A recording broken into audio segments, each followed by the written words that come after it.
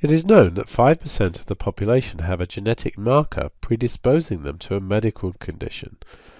So if we define success as finding one of these people with a genetic marker, then P is 0.05, and that means the probability of failure, which means the person doesn't have the marker, is 0.95.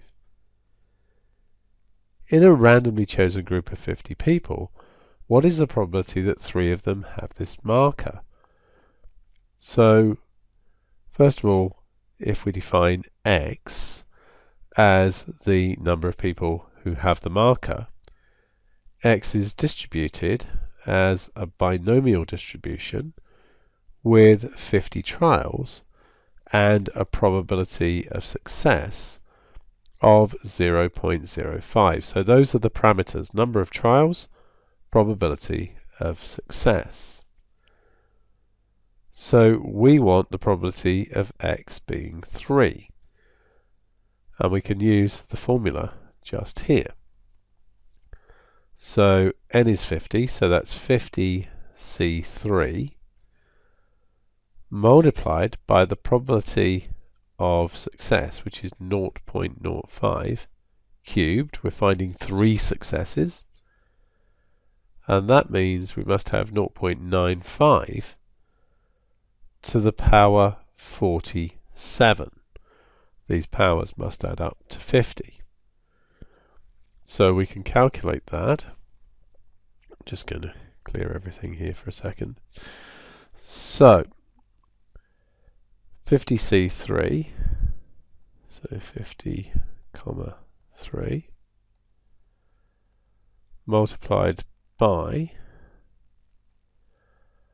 0.05 to the power 3 multiplied by 0.95 to the power 47.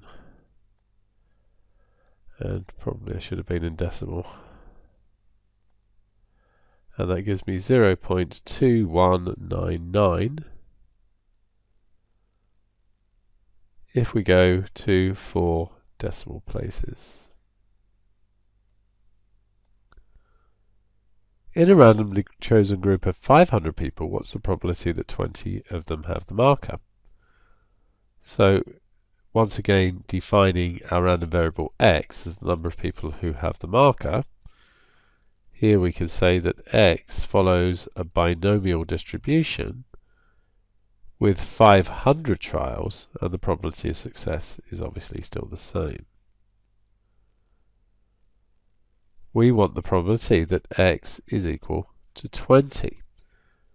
Now we could use the formula, but we could use a standard feature of the calculator. So if we go interactive distribution discrete, and we're after a particular single value, so use binomial PDF, binomial probability density function, and we want x is 20.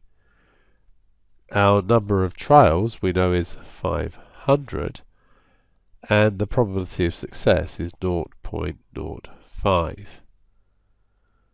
and that gives me 0.0516 if I go to 4 decimal places.